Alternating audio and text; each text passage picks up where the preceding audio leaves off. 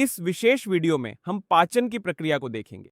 जैसा कि हम जानते हैं कि मेंढक की पाचन प्रणाली में एक एलिमेंट्री कैनाल होती है और दो सहायक पाचक ग्रंथियां होती हैं, यानी यकृत लिवर और अग्न्याशय पैंक्रियास। यहां हम पाचन की प्रक्रिया को देखेंगे। तो सबसे पहले हम जानते हैं कि मेंढक मांसाहारी होता है और वह अपनी द्विखंडित जीभ की सहायता से भोजन पकड़ता है और मेंढक की जीभ का सिरा द्विखंडित होता है। भोजन को पकड़ने के बाद भोजन बुक्कल कैविटी मुख गुहा में चला जाएगा। बुक्कल कैविटी के बाद यह ग्रसिका फेरिंक्स में जाएगा। फेरिंक्स के बाद यह भोजन नली ईसोफेगस में जाएगा और अंत में भोजन पेट स्टमक तक पहुंच जाएगा। अब पेट में एंजाइम्स के साथ साथ HCl का स्राव भी होगा। तो यह HCl और गैस्ट्रिक जूस जो स्रावित होते हैं वे भोजन पर क्रिया करेंगे और भोजन आंशिक रूप से पच जाएगा और आंशिक रूप से पचे हुए भोजन को हम काइम CHYME कहते हैं। अब यह काइम छोटी आंत में जाएगा जिसे ड्योडेनम कहते हैं। तो अंत में काइम ड्योडेनम तक पहुंचता है। अब ड्योडेनम में दो प्रकार के स्राव होंगे जो आएंगे। पहला स्राव बाइल पित्त होगा, बाइल पित्ताशय से आएगा, और दूसरा स्राव पैंक्रियाटिक जूस है जो अग्न्याशय से आएगा। अब यह दोनों बाइल और पैंक्रियाटिक जूस एक ही नली से आते हैं और मेंढक के मामले में इस एकल नली को कॉमन बाइल डक्ट कहा जाता है।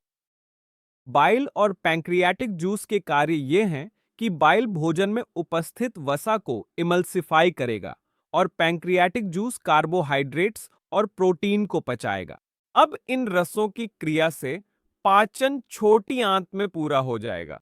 एक बार पाचन पूरा हो जाने के बाद सभी पोषक तत्व छोटी आंत में अवशोषित हो जाएंगे।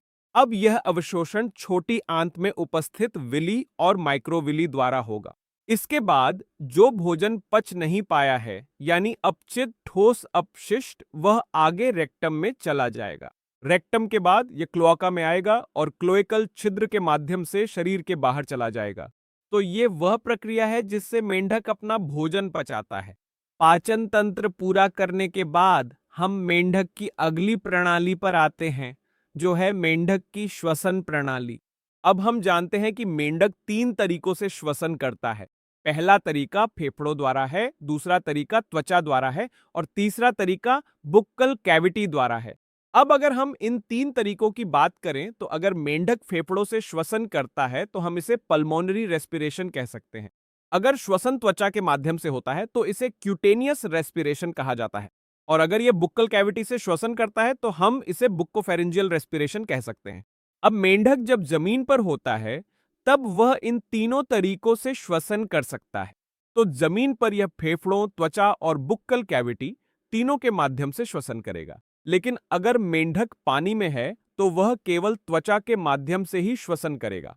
वह फेफड़ों से श्वसन नहीं कर सकता, वह बुक्कल कैविटी से भी श्वसन नहीं कर सकता, क्योंकि उस स्थिति में उसे हवा नहीं मिलेगी। तो हम कह सकते हैं कि त्वचा जलीय श्वसन अंग के रूप में कार्य करती है। तीसरा श्वसन तब होता है जब मेंढक एस्टिवेशन या हाइबरनेशन में होता है। जब मेंढक एस्टिवेशन या हाइबरनेशन में होता है, उस स्थिति में भी श्वसन केवल त्वचा के माध्यम से ही होता है। तो इसका मतलब है कि अगर मेंढक जमीन पर होगा, पानी में होगा या एस्टिवेशन और हाइबरनेशन के दौरान होगा, तो मेंढक अलग अलग तरीकों का उपयोग करेगा। इसके बाद फेफड़ों की बात करते हैं। तो वहां एक जोड़ी फेफड़े होते हैं जो उपस्थित रहते हैं। ये लंबी संरचनाएं होती हैं और ये गुलाबी रंग की और थैली जैसी संरचनाएं होती हैं। ये फेफड़ों की जोड़ी मेंढक के धड़ के ऊपरी हिस्से में यानी कि छाती के भाग में स्थित होती है। अगर हम हवा की गति की बात करें तो हवा सबसे पहले नथुनों के माध्यम से शरीर में प्रवेश करेगी।